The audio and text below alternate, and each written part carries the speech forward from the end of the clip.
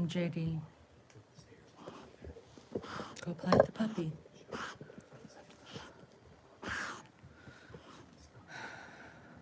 Hi, Melly. I just finished, you guys, videotaping my first video. And it was extremely embarrassing to me.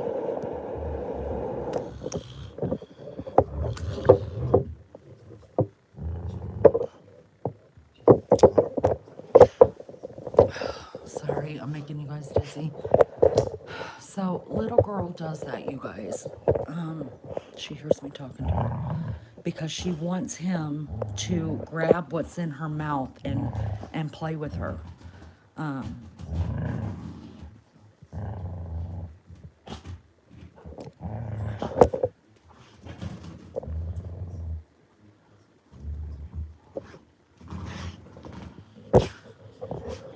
Y'all, I'm so sorry. I don't know what Newt got a hold of, but he found a rag, so he's gonna tear that up.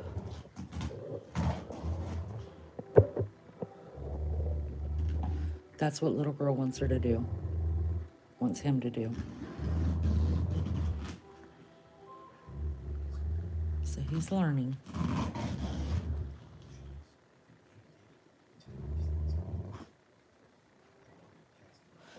That's mine. That's mine. You can't play with that. Go play with little girl.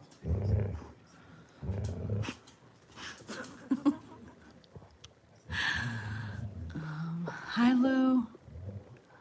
Quick good day. Hope you have a great live. I just came on for just a little while. I just got done videotaping for the members only live for tomorrow. The only way I could do it is to videotape what I wanted to show you guys because at the back of my house for some reason I can't get reception. So y'all, that was hard, I'm not gonna lie, because you know what I do. So yeah, I'm not gonna look at it. I'm not gonna review it. I'm not gonna. I'm gonna let Maggie play it, and I'm gonna walk away because if I see it or see myself on camera, then I'm never gonna do anything like that again. So I can't even look to see if it's great or not great. It's probably not great, y'all, but it is what it is. Hi, Isabel Sutton. Hello. Hope everybody's doing good. If you're in the States, April, hello, love bug. If you guys are in the States, I hope you guys stay warm. We've got an Arctic freeze coming in. I think where I'm at, we're not supposed to get that much snow. It's going towards the south. And people that aren't used to getting snow are gonna get some snow, you guys. So hopefully they just stay indoors if they can and not try to drive in it. Hi, Joyce. Good to see you. Thank you for coming in. Sean is here. Aloha. Lene, it's the weekend of the Molokai Makahi. Hold on. Makahiki. Which is the Hawaiian cultural sports event that happens every January, which all the schools on the island participate in. Oh, I love that. Oh, you got to get some footage of it, Sean. You got to get some footage and bring it over here and take you some videos of it, bring it over here and we can view it. That'd be awesome. It's not too bad here, but going to be a hot one tomorrow and Tuesday. Going to be really hot. Oh, wow. So weird to hear about you guys talking about the heat when we're freezing.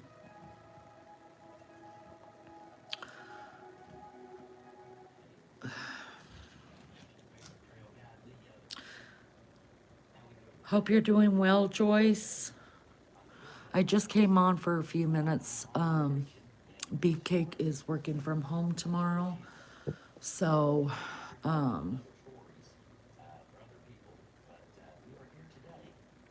don't know what difference that makes in my life or even why I said that, but I just said it. He's gonna start working from home 2 days a week again, you guys. Now, I love my beefcake, y'all. You know that, but like, that's 4 out of 7 days a week. We're gonna be together all day, every day. Oh my God. I don't need that with nobody in my life. Nobody.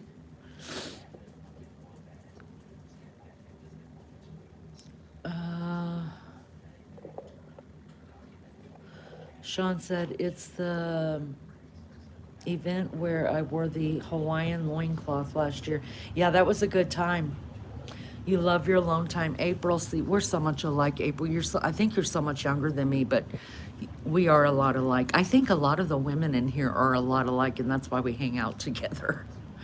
I love alone time. That's probably why I'm always on Aussie time. I'm always up at night and I sleep during the day. And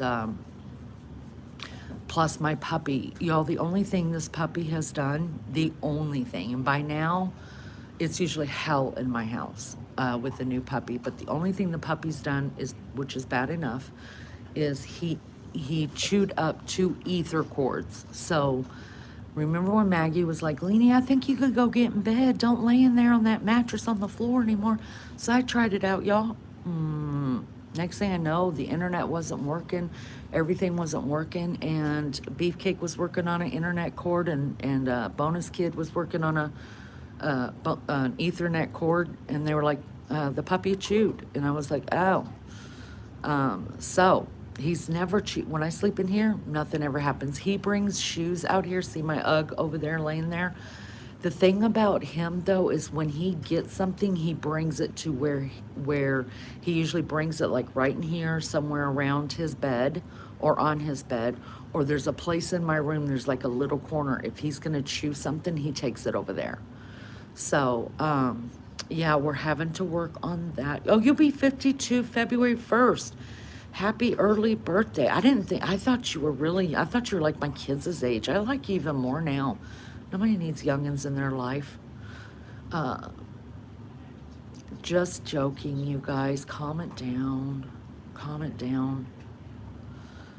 Anyways, I am really, really nervous, you guys, about this live that I did. Oh, not the live, the video I did. I'm gonna have to talk to Maggie. I don't know. The more I'm thinking about it now, the more I'm just like, delete it and do something else. So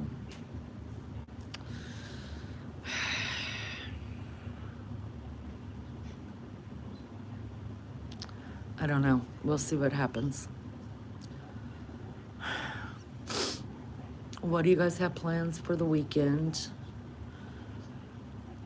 What's the plans? Hi, Sean. How are you, love bug?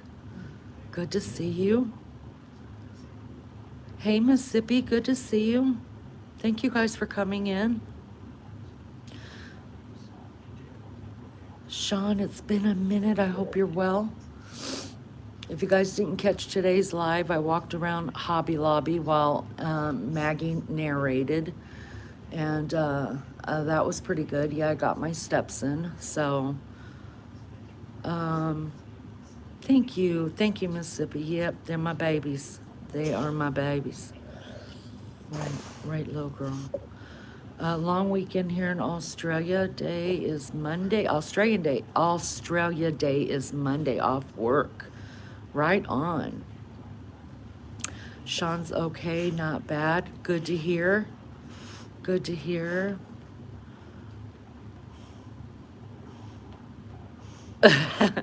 Melly said she won't say how old she will be come February the 7th, but she will say she wishes she was 52.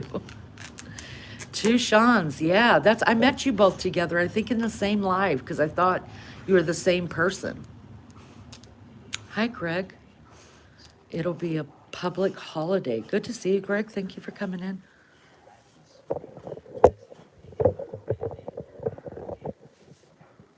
Y'all.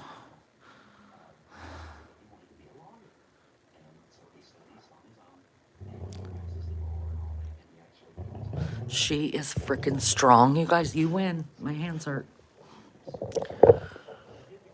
when her and Newt get that going, when they start playing tug of war and screaming and hollering at each other, that is the only time. Little girl, now you're wrapped all around this thing. That is the only time that I have seen Laramie act nervous, because they're both growling at each other and sounding like they're going to kill each other, and Laramie just takes off running. He cannot handle it. But if they're just now, if Newt, I think it's probably Newt's growl. He's scared of Newt's growl. If Newt growls, then he backs up, he lays down. If little girl's growling, he is learning that that means that she wants him. She wants something. A bunch of Aquariuses, yeah, yeah. My oldest daughter is the 12th of February as well. 12's my favorite number. My birthday's the 12th. My daughter's birthday's the 12th. My first Mother's Day was on May 12th. There was a lot that happened on 12 for a couple years, and I just knew that that was my number. Well,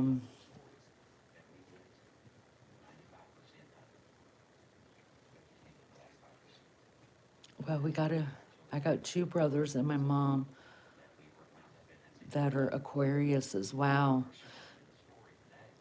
So my mother, out of my mother's grandchildren, there's only two, and she has got I lost count at 15 of her normal, okay, so her grandchildren, which is all of our kids, let's see, I have 5. My one sister has 4, that's 9. My other sister has 3, that's 10, 11, 12. And then my brother has 1, 2, 3, 4. So my mom has 16 that we know of.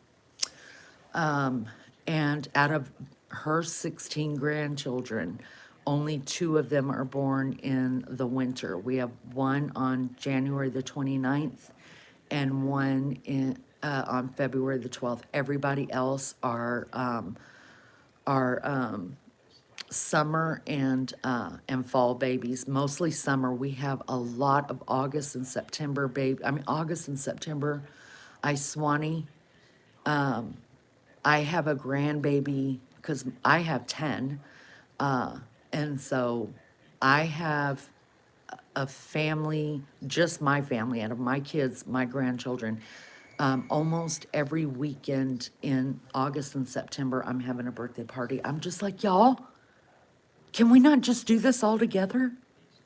I guess they're a little too young to do that still. But the older ones now, I'm just like, y'all call me on your 30, your 40, your 50th, 60th birthdays, I'll come. I'm not coming to the 32nd birthday anymore. Have fun with your friends. I mean, it's too much. I married one as well and was in a long-term relationship with another. Sean, yours is the 10th. September birthday, someone's got an yeah, exactly. That's what I always say. Well, I know me and my oldest sister, who most of our kids are in the August and September, we lived in Germany. It was cold. We had to do something to stay warm.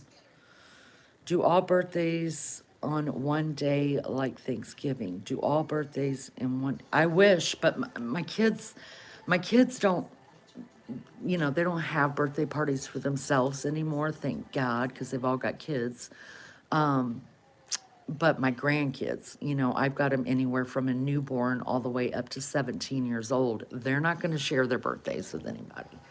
Not the little ones, anyways. The 2 older ones probably wouldn't give a damn.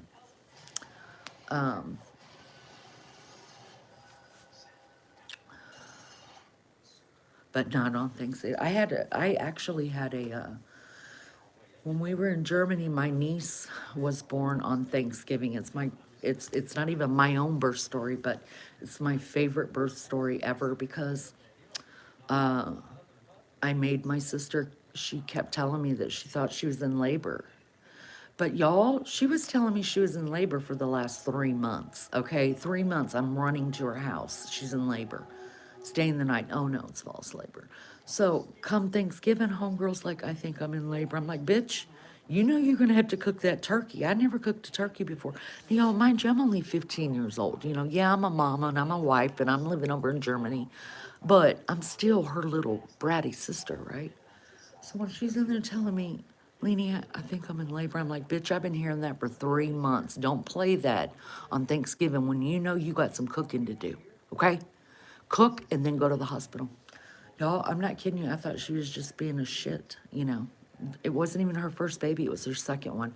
I just thought she was just, she being paranoid about having the baby. Y'all, she sure did have that baby that day, and she sure did cook. I did the dishes, calm it down. But so my husband at the time left to go back to where we lived because he had to work the next day. And I stayed with my sister because she was in labor, I guess, right?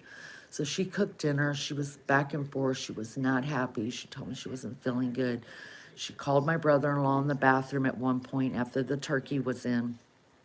And he came out and he just kind of looked at me and I was like, what's wrong? And he said, I think what I just saw was a plug in the toilet. I was like, it's fine. Knock it off. Women can lose their plugs up to 2 weeks in advance, okay? Don't let her ruin this Thanksgiving for us. So, y'all, she cooked dinner, we sat down, we had dinner. My ex-husband left, I did the dishes. My brother-in-law, her husband, wanted to play a game of cards. So I was like, cool, let's play cards. So me and him sit down and I had one baby at the time, she had one baby at the time. I was pregnant again with my second one. So, you know, I'm pregnant again too. Believe you me, I'm not gonna have compassion, you know what I mean?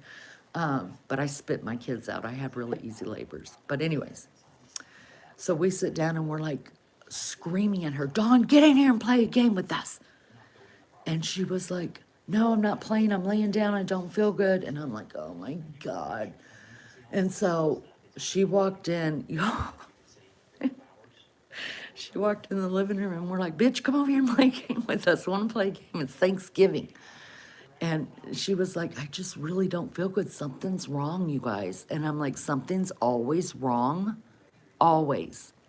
And she turned around, she walked back to her bedroom, and me and my brother-in-law were laughing. And then she comes back a little while later, y'all, she was white as a ghost. She said, I really think someone should take me to the hospital. Y'all, she ended up having to have a cesarean because what she was feeling that was wrong was the baby had flipped around and was now breech. I felt so bad. I'm not lying, but it was I mean, she lived, the baby lived, everything is fine. All right? But that's what happens when you cry wolf so much. When it comes to the real deal, you're gonna have a bratty ass sister like me saying, shut the fuck up. Like, cook a turkey, bitch. Okay, we're hungry around here. Yeah, I remember my brother-in-law calling me because I stayed at the house with their little one and my little one. And my brother-in-law called me from Landstuhl Army Medical Center in Germany, and he said, they're gonna take her in for surgery. And I was like, wait, what? Why? And he said, the baby is breech. And it wasn't breech like 2 days prior. So that's what she was feeling. She really was sick and she thought something was wrong because that baby done flipped around. But everybody's fine. I mean, she was born in 1986, you guys. That's almost 40 years ago. November will be 40 years. Bitch is fine. And that baby now has twins of her own. Everything's fine, y'all. But I mean, you know, like I'm the type of girl, when I had my second one, I knew that because my baby had woke up and I was already laboring and I went and got her out of her crib and I sat in the rocking chair and I cried with her because I didn't want her to feel like I didn't love her anymore because I was having a second baby. And I sat in that rocking chair and I rocked her, and I knew that it probably would be like one of the last times I got to hold her, being an only child, and I cried, rocked her back to sleep, put her back to bed. Y'all, I knew I was struggling. I knew, but I was so scared to go to the doctor that I would rather have that baby in that bed. I climbed back in the bed Wait, I went in and I took a bath. I got out of the bathtub. I went back to bed. My ex-husband was laying there. He was supposed to have guard duty, so he didn't have to go in until a little bit later. And he said I put my fingernails in his back. And I remember him turning over and saying, "Are you in labor?" And I was like, "No." And he was like, "Are you sure?" And then he's like, "Oh my God, you're in labor." Y'all, he jumped up. I'm not kidding, it was terrible. It was terrible. He jumped up, got my baby girl ready, took her down to the neighbor's house. He practically had to carry me down the stairs. We lived 8 flights up, you guys. No, we didn't have any elevators. He practically had to carry me down the stairs, got me in the car. I said, "I am not leaving this base." And I was in Germany. I said, "I'm not leaving this base until I call my sister and let her know I'm going to the hospital. Like, somebody has to know." And so I called, woke up my sister. She was in Germany still too, and let her know I was going to the hospital. Y'all, now it took us 45 minutes to get to the hospital from where I lived. And I'm not kidding you, within an hour and a half, he called my sister back. And this is what he said: "Dawn." And she was like, "Oh my God, what's wrong?" Because she knew how far it was to the hospital. And he's like, "Nothing's wrong.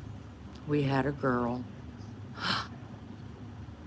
Y'all, when my sister told me that, my heart broke because I was so happy to have that little girl, and he was mad because he didn't get a boy. But anyways, I had her so fast that my sister thought something was wrong, and that's why he was calling me back.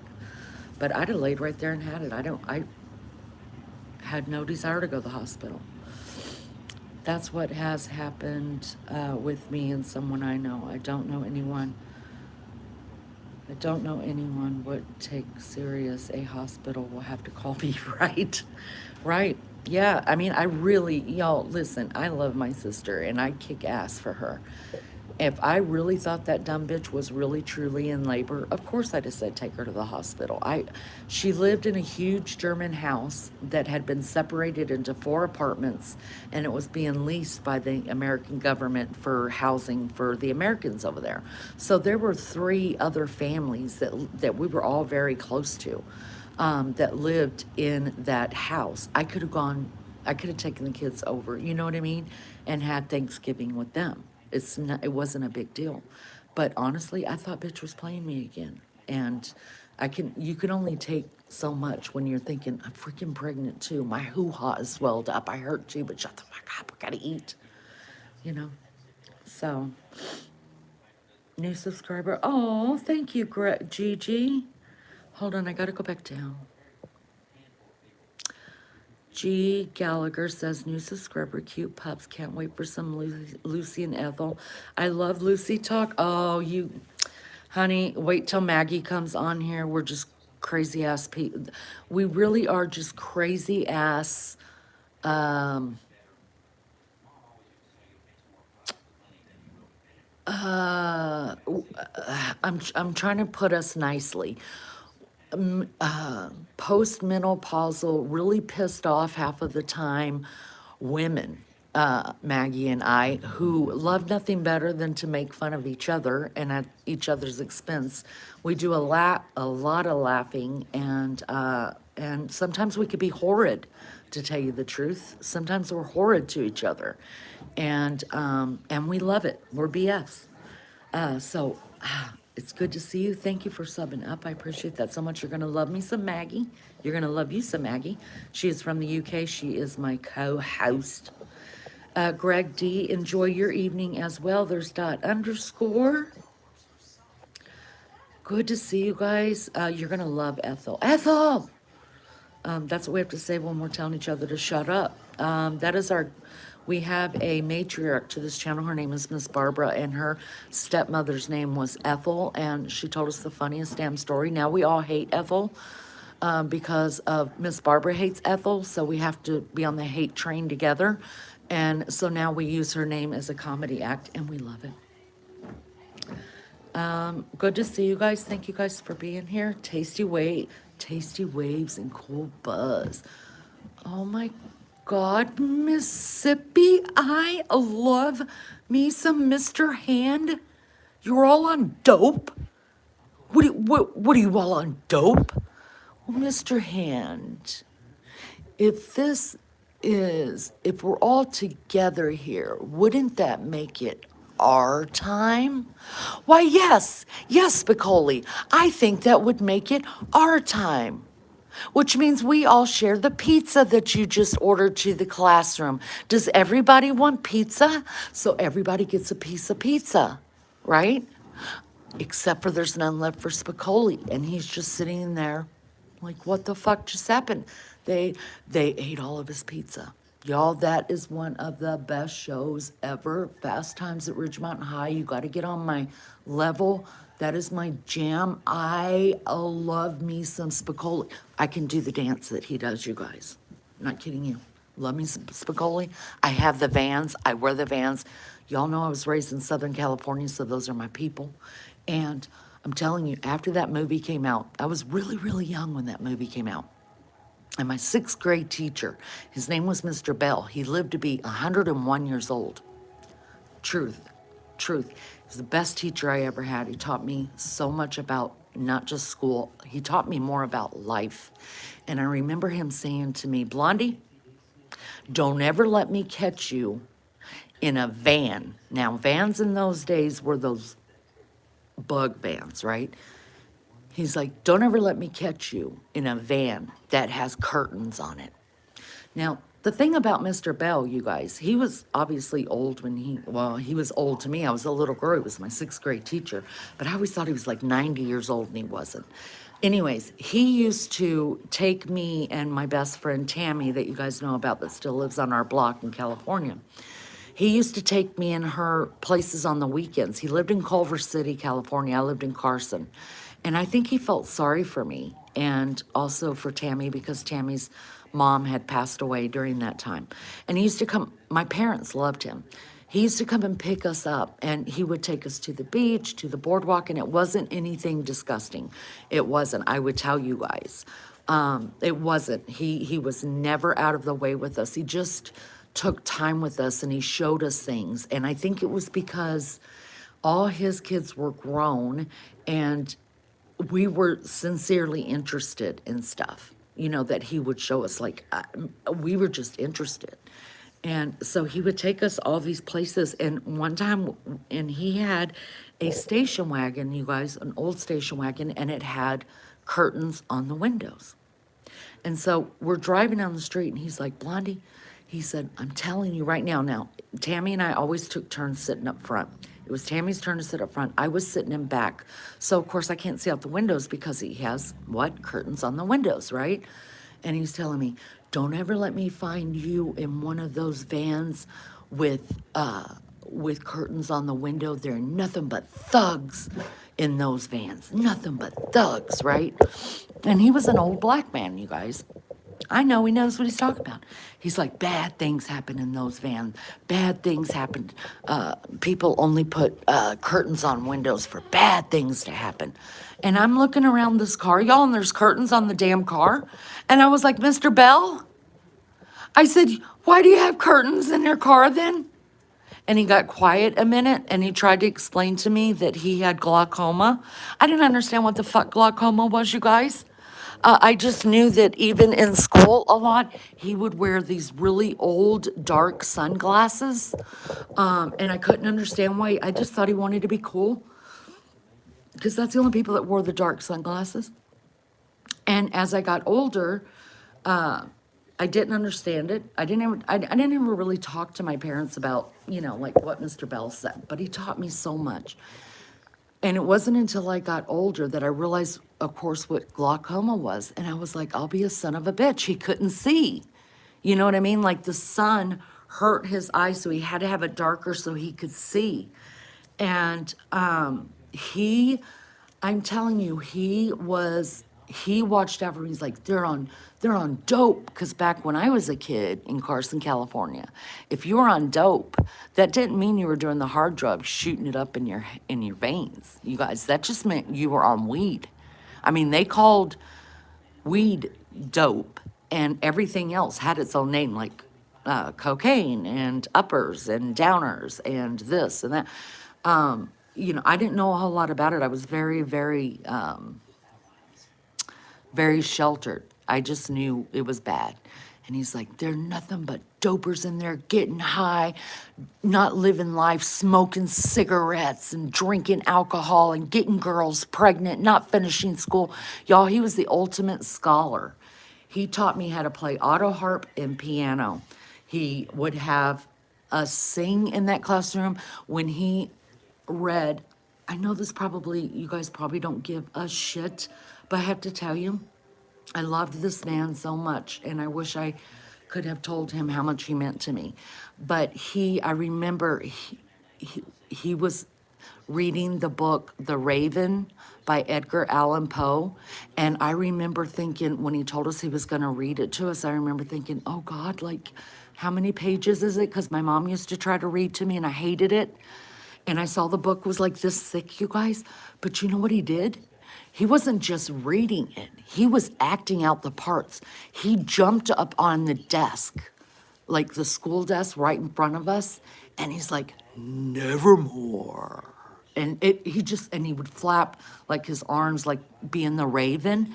And I was like, so like into, like, it was the greatest theater I'd ever been in, that sixth grade class. He had crabs in there, he had fish in there, and he didn't take care of that stuff. He made us do it. He was like, if the fish are gonna live, you're gonna have to make sure to clean it and feed them. If the rabbit is gonna live, you're gonna have to make sure to feed it. We would have to take the rabbit home every weekend. Everybody got a different term taking the rabbit home. Y'all, that man taught me so much more than anybody, any one single person in my life. And I don't know that he knew what he was really teaching me. He taught me more about life than arithmetic. And everything he taught, even when it came to arithmetic and spelling and stuff like that, he was so theatrical about it.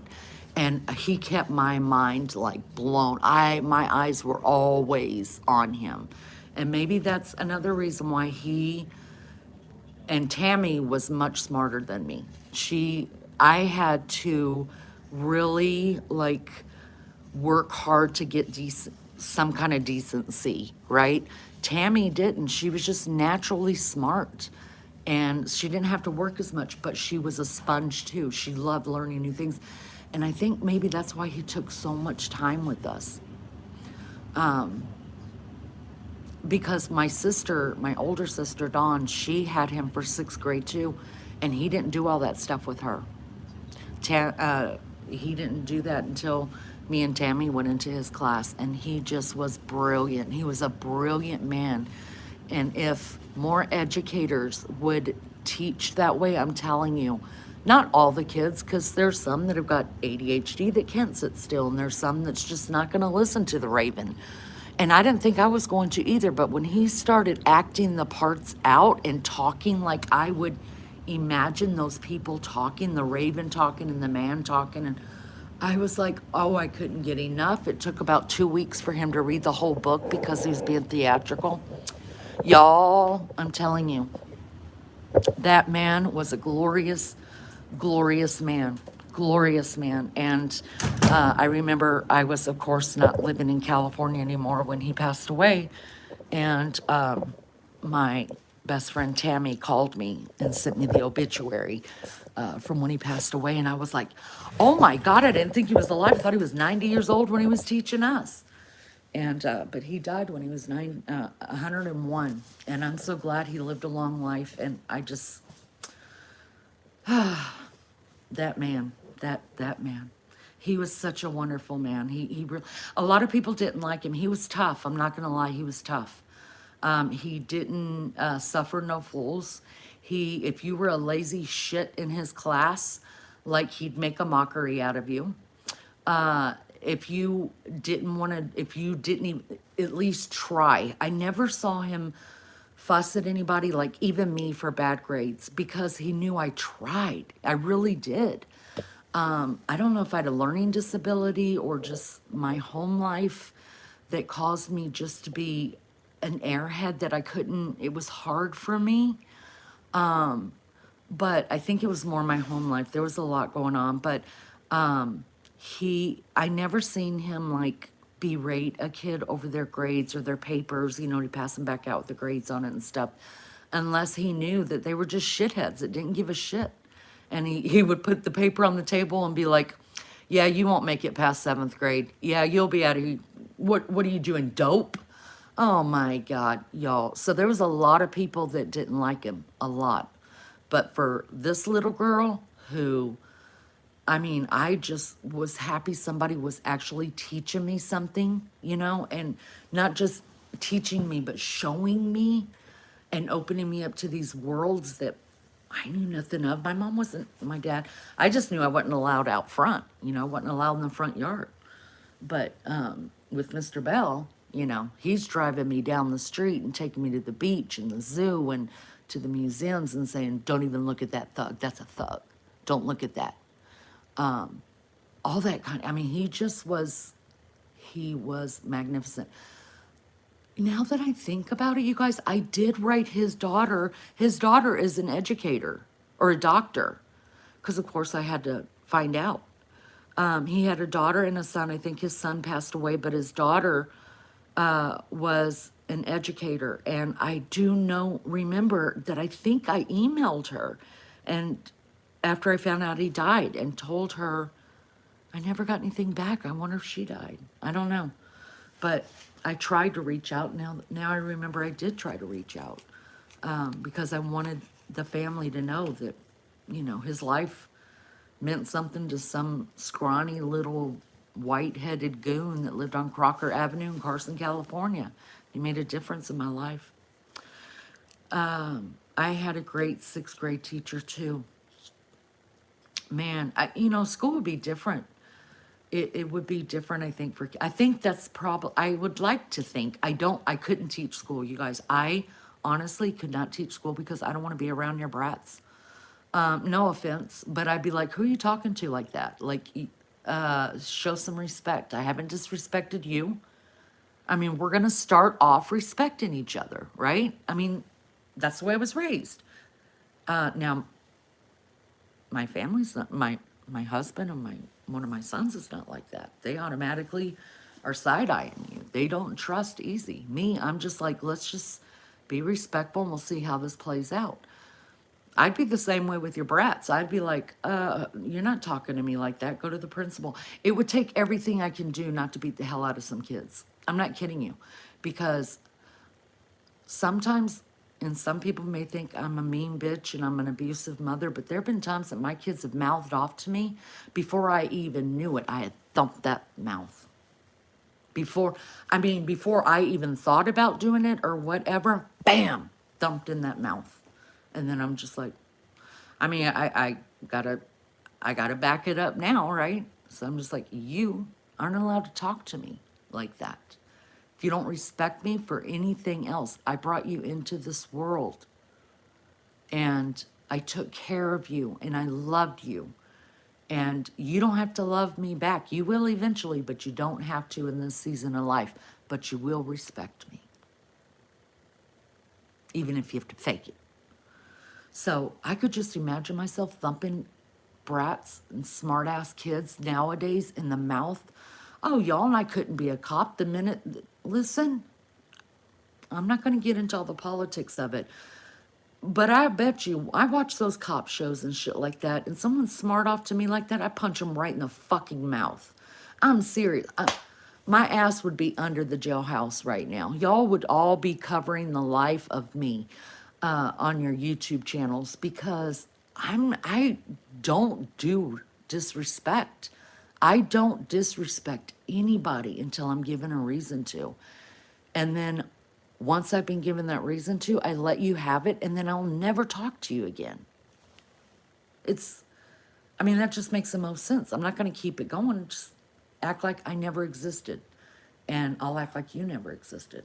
I'd be terrible at things. I could never work in a place that had any kind of HR. I'm too mouthy and I'm too handsy. Hey, RC, good to see you. Good to see you, RC. So There haven't been many places that I have worked that have had an HR because that just wouldn't work for me. I'd be in trouble all the damn time. When I listen to some of the stuff, now my husband, he's got a great job. But when I listen to him tell me stories sometimes over some of the disrespect for the people that, from the people that work for him, I'm just like, oh no. No, no, no. I'd be fired. So we'd be living in a fucking box outside because I would have done hit somebody. I just don't. I think I hate a liar worse than I hate my own name, and I hate my name. I was talking to the lady who drew my blood today. She's like, I knew a girl back in the 60s. Her name was your name, and her twin sister's name was this. And I was like, yeah, I hate that name. I really do hate my name. And so, but worse than even hating a liar, and I mean, I got nothing for you when it comes to that. Disrespect is the worst thing in the world, I think. It's the worst, because it doesn't take anything to be respectful. Respectful can be just a smile. Or respectful can just be walking away. You don't like that person? Bye, see ya. Nice knowing you, have a good life. Doesn't take much.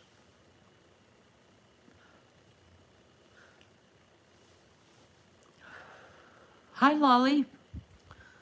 Good to see you guys. Thank you for being in here. A whole 10 people and the 14 likes. Y'all, this is just a boring ass live. It's a boring ass live. I just wanted to get my mind off of what I did earlier. And so I was like, let me just go live with the pups for a little while.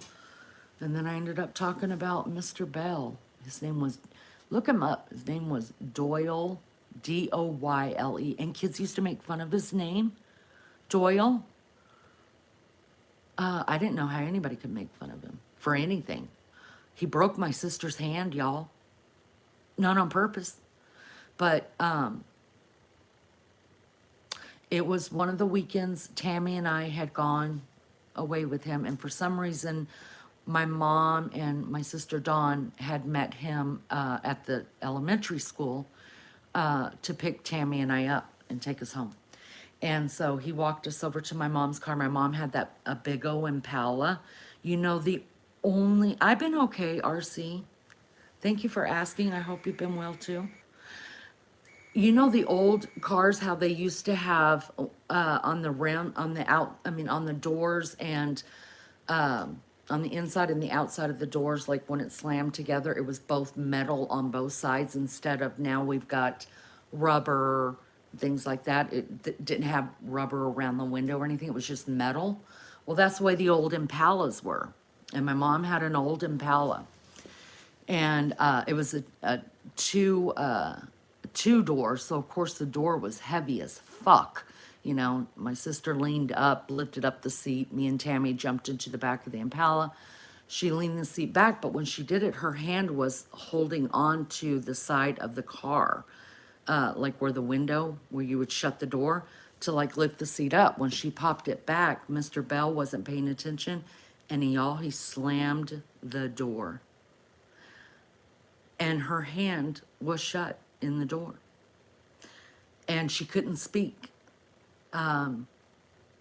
She just looked at my mom, who was in the driver's seat. Mr. Bell was actually on Dawn's side in the window, like talking to my mom and everybody in the window. And she's looking at my mom, then she's looking back at Mr. Bell, and I guess she started breathing hard or whatever.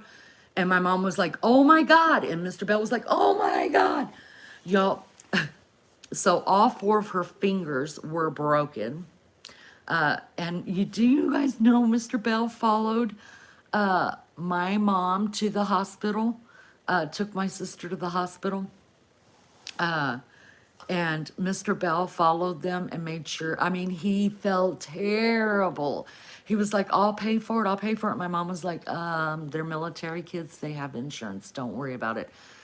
And y'all, that was back in the day whenever you broke your hand like that, like they would give you, pain medicine. And so they put her, and that's also back in the day when they, you didn't have to go somewhere to get casted. They casted you right there in the emergency room. And so Mr. Bell waited with Dawn and my mom, me and Tammy. My dad had showed up at the hospital.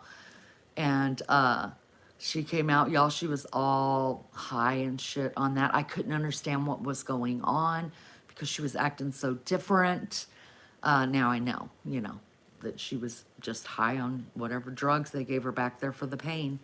And yeah, he broke all 4 of her fingers.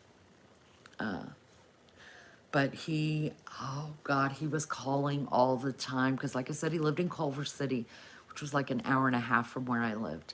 The Ritz, he had money. And so he was calling my mom, calling Dawn all the time. And yeah.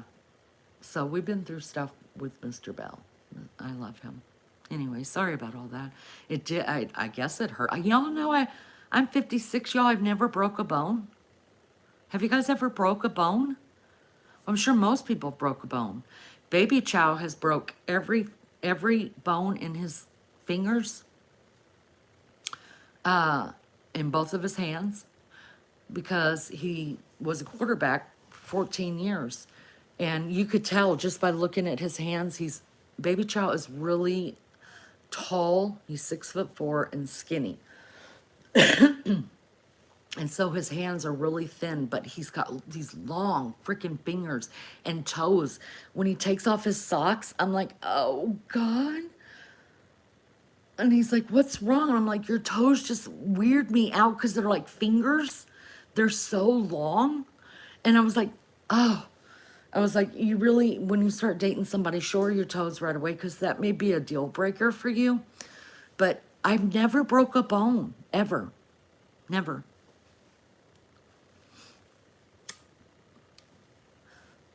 I broke a bone in my leg when I was skiing. When you were 6, oh, my ski didn't come off and went completely, oh, God, that sounds so painful. Broke 3 toes, had a cast up to my crotch. Wow. Melly Joe has not broke a bone. Ugh. That sounds painful. All of my kids have broken a bone. Every one of them. Tore ligaments in the ankle. Ooh, that sounds painful. Yes, the ball of my that word is hard for me to say. Humerus. There might have been a white Russian involved. I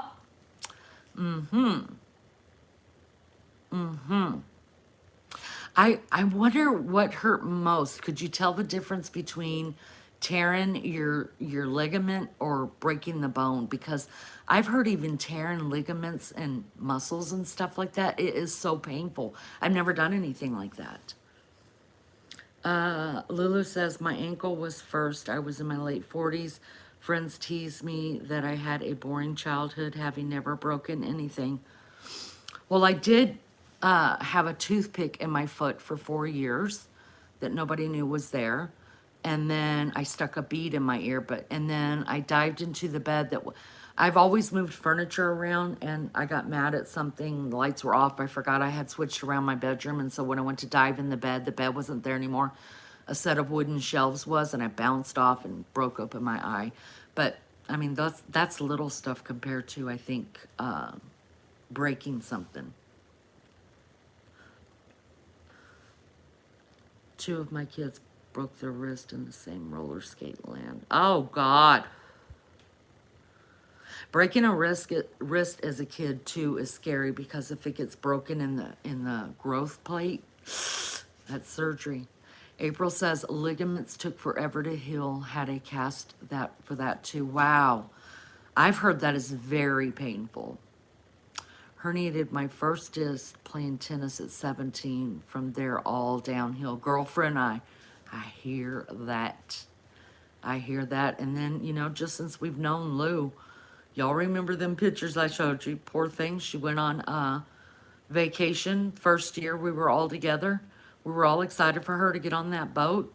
Homegirl broke her ankle then. It was terrible. It was terrible what she went through. I played mini sports, gymnastics, and horseback riding too. Wow. Go girl. I was just on skates and a skateboard at all times. I break a bone before ripping a ligament any day. See, that's what I've heard. I've heard ripping those ligaments or ripping a muscle is much more painful.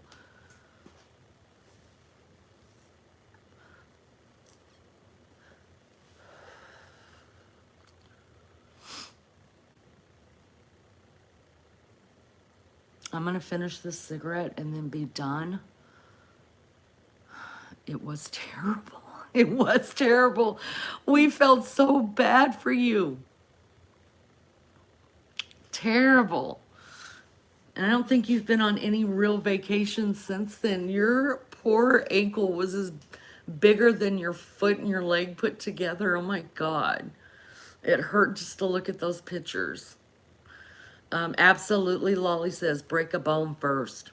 See, I've never done any of that. I've twisted my ankle. Like, sometimes I'll step on something and boom, my ankle will go to the side. You know how that hurts? Oh God, y'all, I'm telling you, it's terrible. And the stuff that I've done to my back, the pain that I've been in my back, I would rather ever, the 2 times that I've been put into emergency surgery over my back, I would much rather have natural birth 3 times again than to ever go through that pain again. Seriously. Seriously.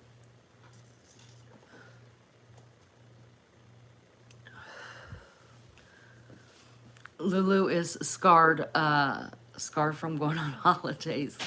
Ripped my critical medial in my right knee 25 years ago. It still goes out on me. Wow.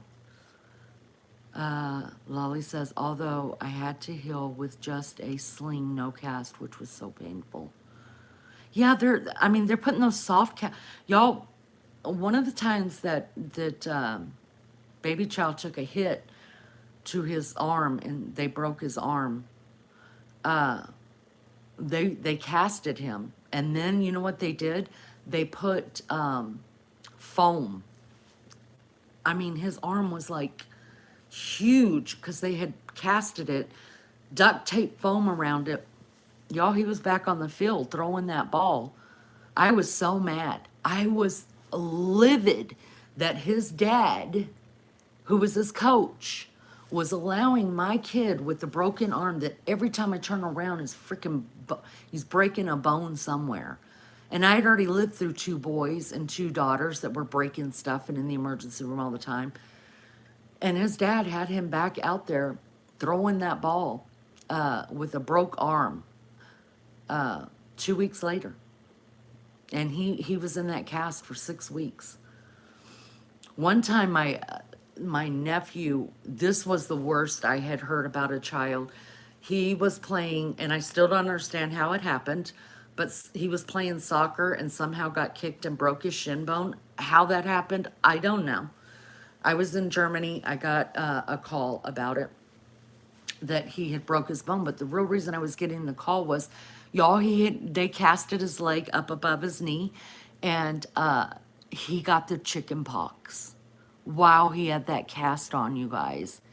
So my sister took the money, and because that was back in the day, you know, when it cost a fortune to call anybody just stateside. Imagine calling them overseas. And she told me he had broken his bone, but then they had the chicken pox, y'all. He was one, and he couldn't even put anything on those ones in the cast. He couldn't get in the water or put any, you know, because like when my kids got him, which was funny, my kids got the chicken pox all the way in Germany 2 weeks later. And they, you know, I was giving them oatmeal baths, putting calamine on them. It was terrible. They had such a bad time of them. And so he couldn't even put like calamine lotion on it or get it in an oatmeal bath. It was just that sweat around. Oh, I can't imagine. They were living in Texas. Ew. He was miserable. Why don't I be a voice artist for documentaries? Well, thank you for saying that. You know, thank you. What's funny is until I came to YouTube, which was 2 years ago, I always hated my voice, y'all. I was, I would never leave. You know how we used to have, even now, if you call my phone and you get the message, like to leave a message, I don't put my voice on it because I hated my voice so much. Everybody hates their voice. But I've never had so many compliments until I came on here. Only one time in my whole life. I was a GM at McDonald's. You guys know that. Like, I've lived a very colorful life.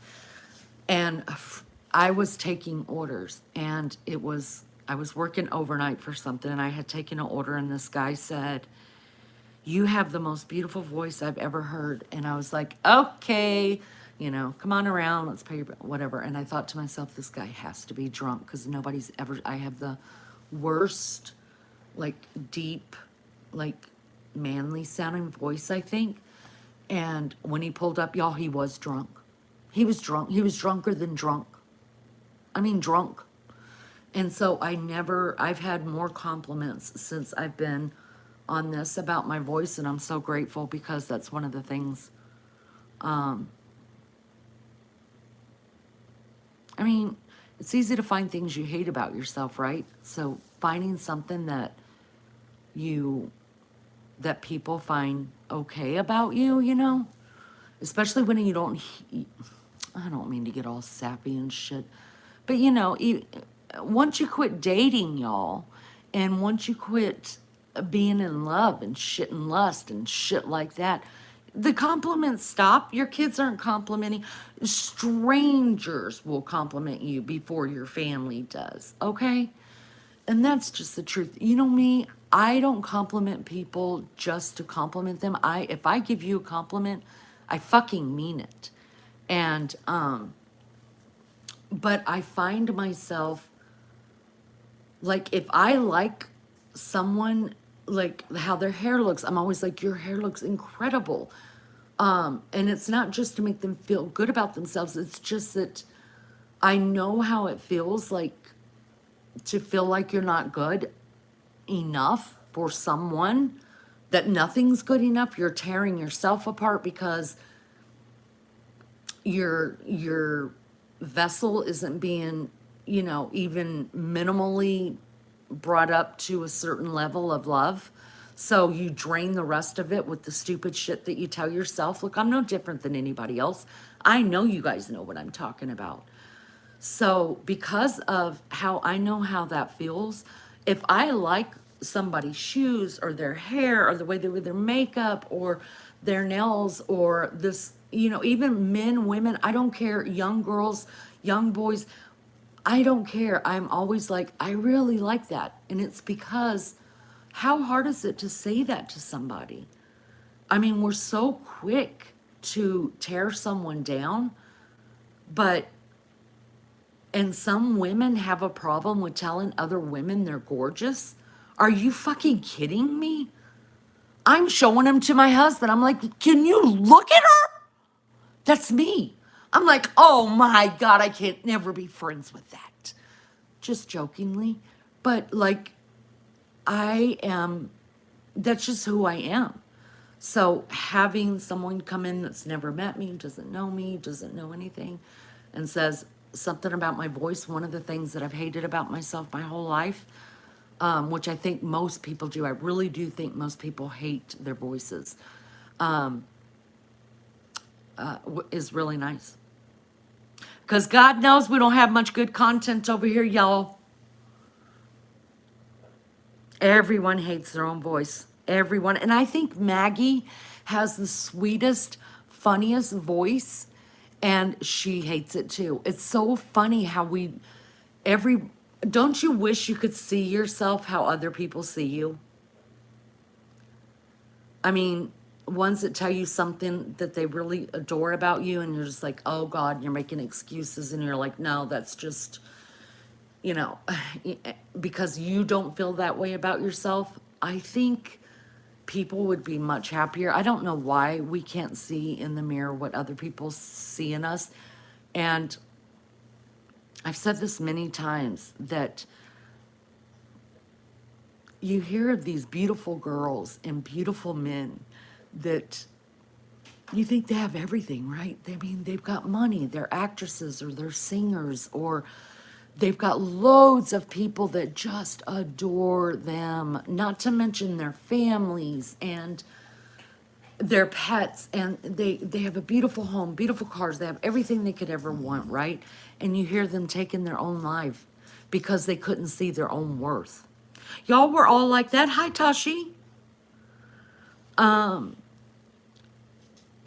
I sit and I think, oh God, they had everything. What would make them hate themselves so much? You know what I mean? And then that angel sitting on my shoulder says, well, look at the pot calling the kettle black. And then I'm arguing with myself, right? Because that's what I do.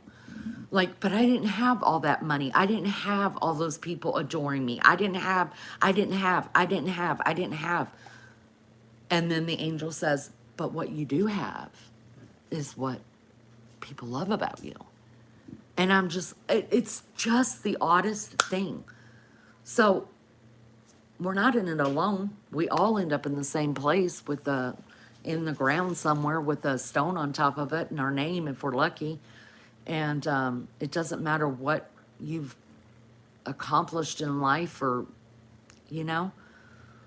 So I'm trying. I really am trying. Lunch Lady has been such a sweet friend to me because anytime she hears me, she hears me on these lives say one negative thing about myself, I will get a message on Messenger with her voice telling me, Lene, stop it. Not that she does it for herself. I know how she is too, but she definitely has found some self-worth. And I am working on it. I am. I mean, I can't be that bad of a person. I can't be, I mean, and neither can you. I'm not trying to toot my horn. I'm just saying I want to find value somewhere in myself. Now, I have enough value that there are certain people I'm not going to be around. There are men I would never date. I have standards when it comes to that, but I struggle just like everybody else with their own, with how they feel about themselves. You know what I mean? So I don't know how we got on that, but that guy's probably not even here anymore, but thank you for saying that. I appreciate it. He was everybody's favorite. He would go off to, but forget about it in a minute. You're the same way. Yeah. I think most people are. Maybe there's something wrong with people that can't. Maybe we should think of it like that. Maybe there's something wrong with people that can't find a flaw in themselves. I mean, there really are people out there that just think they do no wrong, they see no wrong, they look no wrong, their thoughts are no wrong. I mean, they really like who they are to the point of being just disgusting human beings. I don't want to be that, but I want to learn how, and I think I am learning. I think I am. I think if you listen to my early lives to now, I think I'm learning how to accept compliment better. So that, I mean, I'm learning. Maybe we all need to do that. Just learn how to accept compliments. I love your voice. It's so soothing. Thank you. A lot of people tell me, that's another thing when I first started on here and people were like, I go to sleep to your voice, Lene. I'm like, oh, fuck me.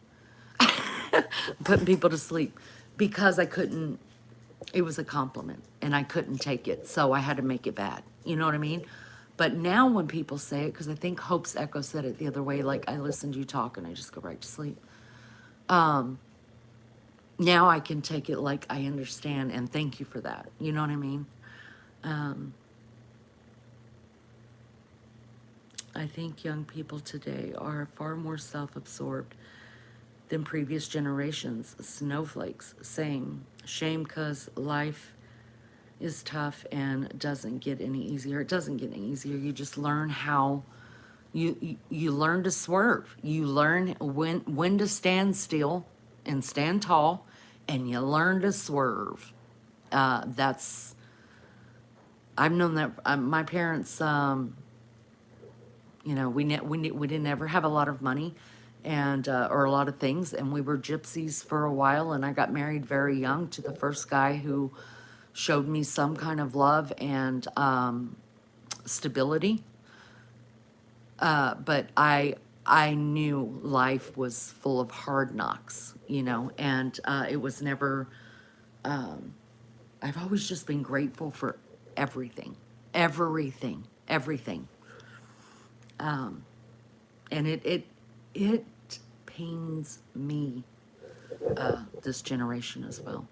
Eldest daughter out of 6. Oh, you're the oldest. Everybody depends on you. Tashi says I'm the oldest to take on everyone else's problems before my own. I'm the stick in the mud. Oh, y'all, I'm the eldest of my bio father's 2 girls, 3 girls. There's 3 of us. I am the youngest daughter of my mother's children, and then my brother is younger than me. I am the epitome of the bratty little sister. I don't know if you, I always send these memes or these little shorts to my sister that shows, and it talks about how the older sister's sitting there and she's, you know, stirring up something to make, and the little sister walks by and slaps her in the head and drinks a Coke and keeps walking, and the big sister just shakes her head. That's the way that I feel like I am with my sister. Like I'm totally the bratty little sister.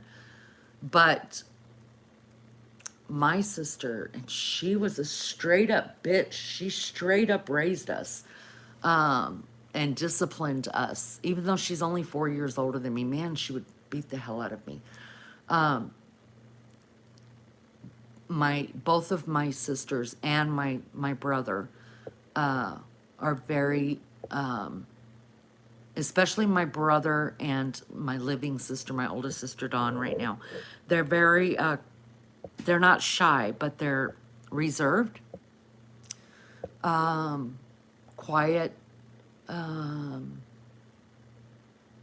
Now Dawn can be the voice of reason and, you know, handle the family thing when it needs to be handled and stuff like that. But for me, and I don't know how I took on this role, because like I said, I'm the third. There are 2 older sisters above me, and then there's me, the brat, and then my little brother, little big brother. And, but somehow mouthy, and, not only mouthy, ever since I was young, like I went to bat for my family at all times. And I was used to being picked on anyways, you know, like I got bullied a lot, because of how I looked, you know, and none of my siblings and I look alike. We all have different fathers. I'm the blonde, the white girl, you know, in beautiful Southern California, where there's a lot of Hispanic, Samoan island people, Latinos, you know, black people. And then if you were white, Caucasian, if you will, then you're nice and tan. And then there's this albino girl, scrawny girl walking around. And I looked completely different and out of place than anybody. So I was used to getting made fun of and bullied and hit. I mean, this one guy I'll never forget, just because he didn't like the way I looked. He used to make fun of me all the time.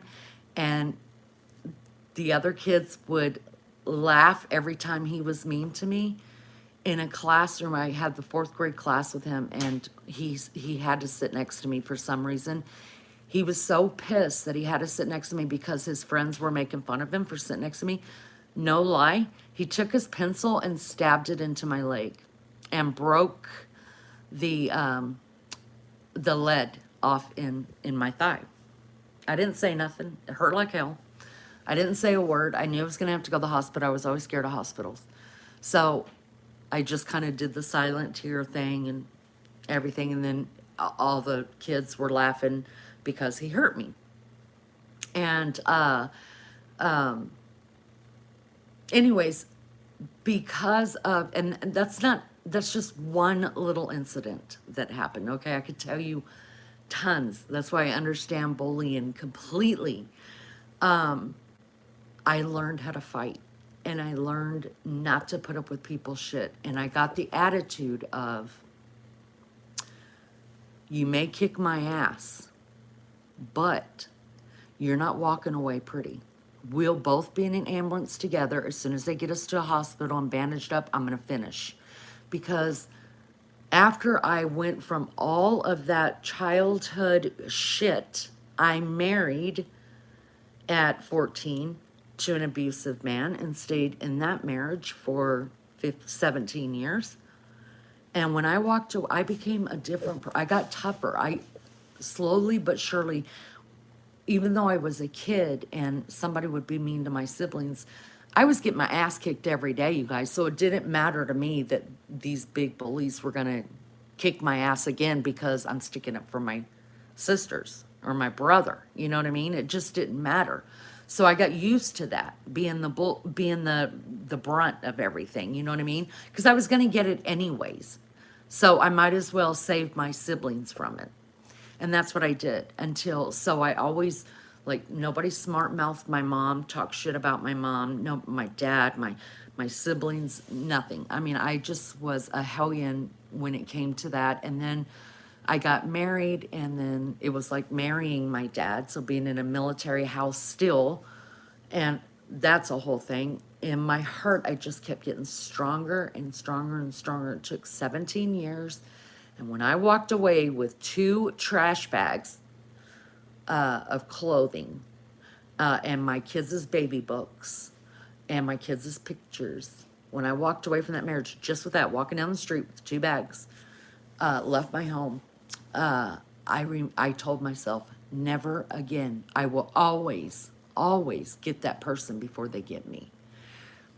Now I don't know what that meant at the time, because I've never hit anybody without telling them I was going to hit them. Besides, my kids pop that mouth if they've smarted off. And I mean, I've always been able to have enough self-control where I will tell somebody, walk away. I'd probably walk away. So even as adults, growing up into adulthood and stuff like that, like my kids know it, have always known it too. Like, they were just like, don't piss mom off. I mean, she's a sweet lady, just don't piss her off. So my sister's always been the one to take care of the big things in the family, but I was always the protector, like, always. But it's because of the bullying. That's why I wouldn't have been like this. I wouldn't have, I mean, if I wasn't getting my ass kicked every day, I probably wouldn't have been like this, because my natural personality is just I like to people watch. I'll sit back and listen. I don't like to be in crowds. I don't like all that kind of stuff, I can hold a conversation, but I would rather people watch and figure people out. I love looking at life and looking at people's lives and stuff like that. So I'm really nosy when it comes to, like, I'll just sit there and watch you talk and hear what you're saying, but just, I don't know, get a glimpse into your life. I love driving to different places and at nighttime and being able to look into people's houses as I'm driving by, and you see the people in there, and I'm just like, oh, I wonder what their lives are like, I'm just curious by nature. But because of all of the bullying and shit, I mean, and that started, y'all, when I was 5 years old. We moved to Carson. Because of all of that, I just became the protector of my family. Always.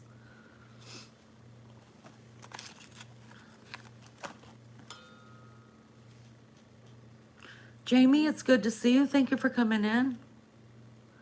You weren't even allowed to date at 14. Well, neither was I.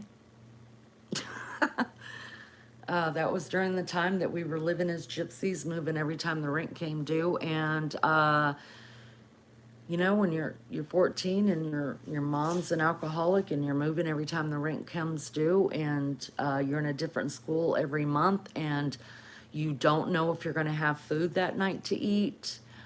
when a soldier comes along and says, "You're pretty," and starts complimenting you and showing you love, yeah, you're going to get pregnant that quick. And I did.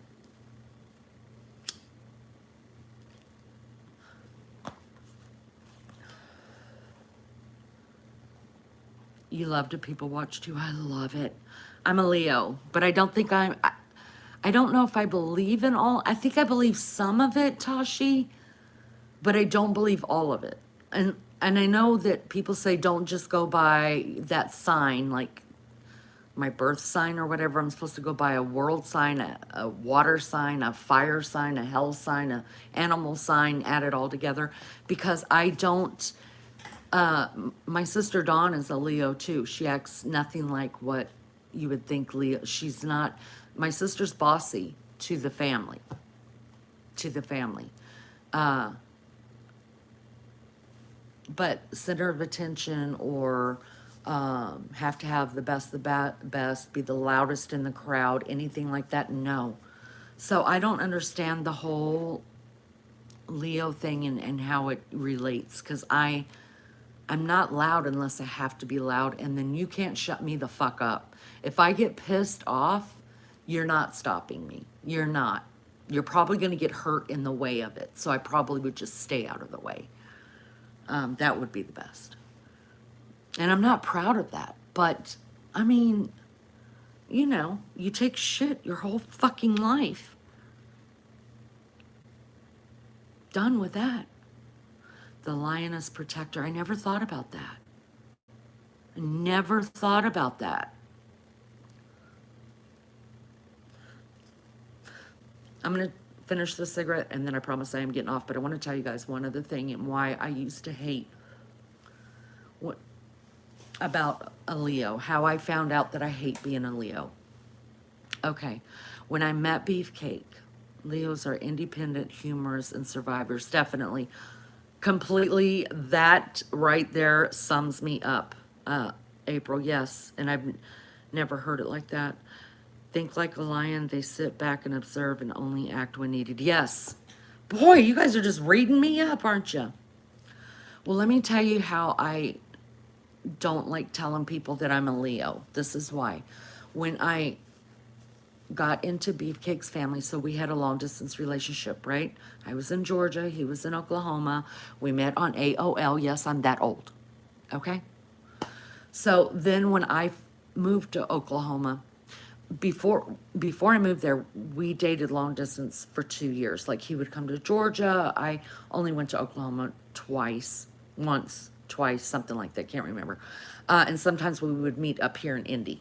Okay. But he used to tell me about his aunt, and his aunt's name was Berna.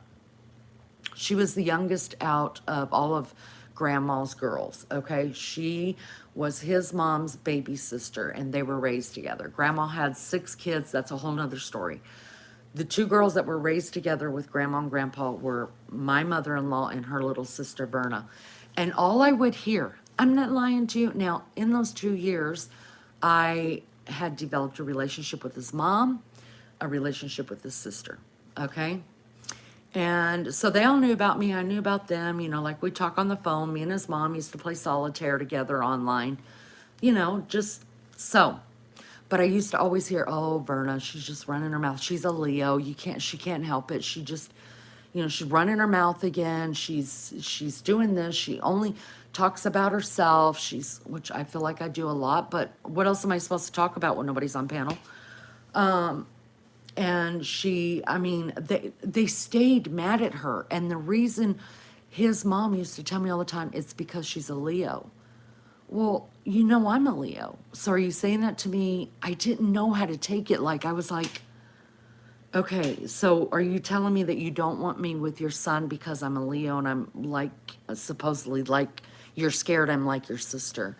And then I would hear Beefcake talk to me on the phone, like they'd have some family thing and somehow Berna would get brought up. And I never said anything, you guys. So then I moved to Oklahoma, I met Berna, and I thought, I'm nothing like Berna. What are you guys talking about? Because I would hear his sister say, you sound like Berna. Or his mom would say, oh my God, you're acting just like Berna. Well, I'm honest with you guys know I'm honest with myself. If I'm a shitty about something or I'm shitty with something or I tell you guys, I don't there's no mirage here, you guys. And so I'm very honest with who I am. I know my flaws and I don't mind telling you. So I'm sitting back going, I'm nothing like Berna. What are you guys talking about? So for years, and then not to mention, I'm hanging out with his ex-wife, right? Because his ex-wife was at every fucking family get together because I am the homewrecker. Mind you, they were separated. Why would I go meet a guy that's literally still, you know what I mean? They were already separated when I met him, okay? So anyways, but that's, I don't care what people say, whatever. So there, by the time I moved to Oklahoma, they were divorced, but she still, like, everybody thought that, everybody except for his mom knew. Everybody thought, I guess including her, that the reason why they were divorced was because he started an affair with me, which was couldn't be further from the truth. But I let people believe what they want to believe. I don't care. His mom actually is the one that told his sister, because we were having a talk one day out on her patio, and his sister flat out told me that Sandy, who is his ex-wife, would still be with her if I hadn't come along. And his mom was like, no, he wouldn't. And she was like, yes, because they were best friends, the sister and the ex-wife. And his mom actually is the one that had to tell her. He had his own apartment by the time she had even met him. And they were divorced before she ever moved to Oklahoma. So anyways, I didn't care what they believed. That's them. You could tell people the truth all day long. If the lie sounds better, they're going to believe the lie. Go with it. I don't care. Anyway, so they kept telling me, you sound like Berna, you act like Berna, Berna. But yet in the next breath was, can't stand Berna. Oh God, Berna's coming. And so after we moved out of Oklahoma, which I only lived there for like 3 years, I think. And then we left. I finally told Beefcake, I was like, you know, this is what I don't understand. I was like, and I explained all that to him, everything I just explained to you, I explained to him. I was like, how do you guys think that makes me feel? Like, am I supposed to feel like, we're glad to have you in the family, even though the ex-wife's hanging out here? Which, you guys, I just did my thing. I still showed up because now I have a stepson involved, right? And I know what it's like to be a stepchild. I never wanted him to feel like that and be an adult fighting. So I just grinned and bared it for that boy. And y'all know what? Me and that boy, he's 32 years old. That boy is my kid. And he has thanked me more than once for putting up with the shit that I put up with his mother. Because guess what? His wife has had to do the same thing. But anyways, that's another story for another day. So I told Beefcake, I was like, how am I supposed to take this? Like, your family doesn't even fucking like me. Not that I care. We don't live in Oklahoma anymore, but I don't like fake people. So understand this, like, you can go back to Oklahoma to see your family anytime you want to. I don't care, but I don't have the need to go back to Oklahoma. I didn't leave anything in Oklahoma. I birthed an Oklahomian, and he lives with me. Your son, with your prior marriage, lives with me over here in Florida. You know, he doesn't even live with his mom in Oklahoma. I have no reason to go to Oklahoma, and I won't. And you guys, I just started staying away. And I never confronted his mother about it, never confronted his sister about it. They're still friends with the ex. Beefcake and I, they were only married for 8 years. Beefcake and I have been married for 22 years, and it's still a thing. It's still, y'all, there are many reasons why I don't go to my regular Facebook page that often anymore, and one of the reasons has to do with my bio family in Georgia, and the other thing has to do with my marital family, my in-laws. Whenever they end up in Oklahoma, they're all together with the ex-wife taking pictures, and I'm like, the fuck is happening here? You know, I don't know. So I'm just like, that's why Like, I don't know if it's a good thing to be a Leo or a bad thing because of my in-laws. Does that make sense? I'm on the cusp of Leo and Cancer, so I share those water sign characteristics too. Stay in my little crab shell. See, I don't know enough about it to really understand it. Greg, you want to see the dogs? I'm sorry, I was smoking. Can I finish smoking, Greg? Will you hang out with me a minute? And then I'll show you my dogs. And I'm smoking a cigarette, but because I'm not smoking, it keeps going out. Thanks. Greg, where are you from? You don't have to say what state or anything, but are you from the States or England or Australia or where are you from? Australia. Well, welcome, mate. Listen, I hold the keys to your country. I have the keys to Australia. My daughter was 30, Robert said yesterday. We have a massive party tomorrow night. Should be a blast. Congratulations, Robert. Aussie land. I got lots of friends over there. In fact, my very first subscriber is Australian. And the people who really supported me from the beginning are Australian.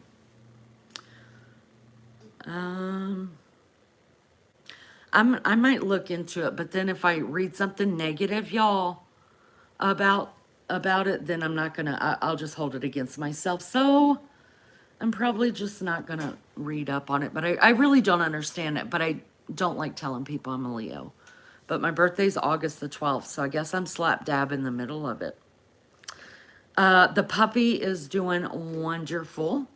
He has only chewed up 2 ether quartz. Hasn't chewed up another damn thing. Little girl is finally loving him. He's humping everything. I'm letting him hump everything because he's got to be a daddy one day. He hasn't started humping little girl, but the other day Maggie and I were on FaceTime together and he was trying. She was wanting him to. He was trying. But he kept getting distracted. One day he won't be so distracted. New South Wales. Very nice. Leos are cool as fuck, Lene. Don't be ashamed of being the queen of the tribe. Girl, I'm telling you what, the things I could tell you guys that I try not to, because I don't want my whole life out there, but I mean, my in-laws have done it. Y'all, it's amazing. And I take care of my mother-in-law. Y'all know I was right there all last summer when my father-in-law was dying. I mean, I was there. I was the person, and I wanted to be there no matter how they treated me through all these years. And it was funny because I felt like me and him were able, not that I ever showed to him that that they upset me or that they hurt my feelings, because I don't like showing when people hurt my feelings. But I feel like he knew, and he was able, I've got it on video. I can't tell you how many times he said, I really love you. And don't go home, stay the night here. Y'all, I'm telling you. That's why I always say that slow deaths are terrible. They're terrible to go through, but in a lot of ways, they're a blessing because you can fix things that were wrong. You can make right things that were wrong. And he did. And I had never been more close to him or anybody in Beefcake's family until he went through all that, and I was caretaking for him. And it was the same with my stepdad's wife. I was the one that he called me when hospice got called, and he asked me to come take care of her in the house, and I did. And I couldn't stand her, and she knew I couldn't stand her, not because of my dad, just because of the type of person she was. My dad knew I couldn't stand her.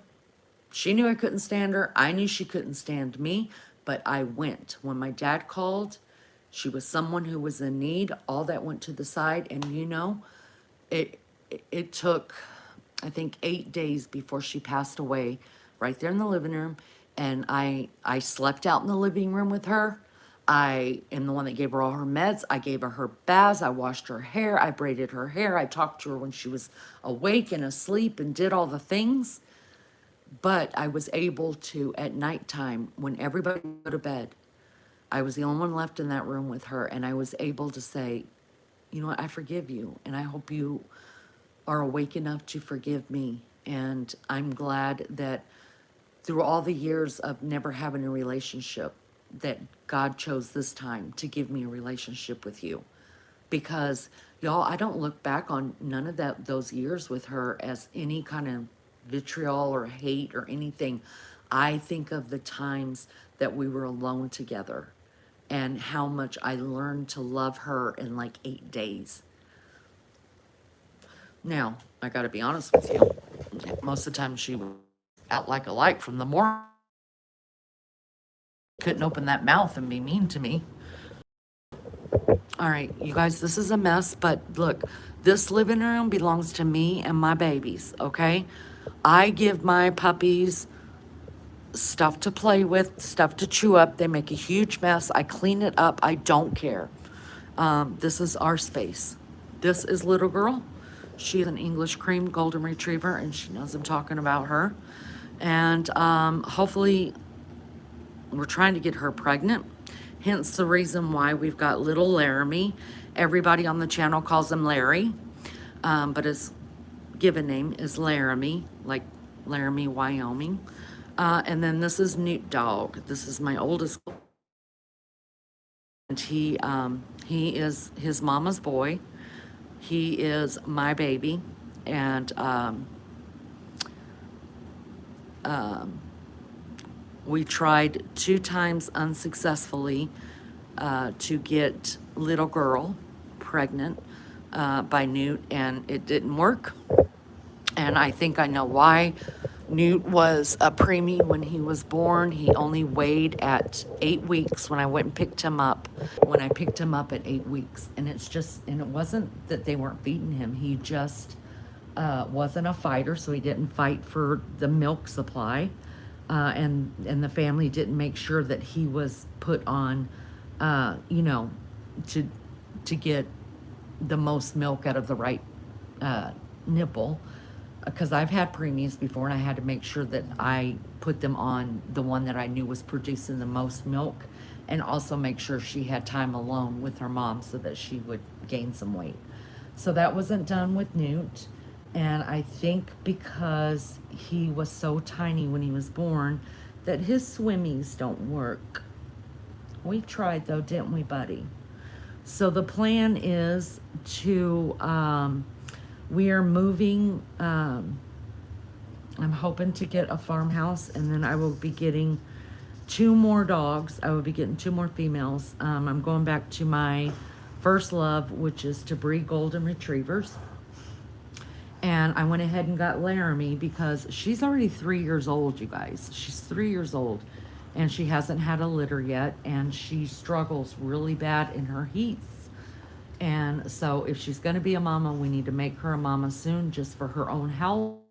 And so I went ahead and got Laramie because males mature faster in dog years. They can father litters the minute they learn how to mount, but they are mature enough to father litters at 1 year old. So Anichka will go back into heat in May, and I'm going to take her over to my sister's golden and try to get her pregnant with Mac Daddy, who is also an English cream, so their babies will be all white. If not, then her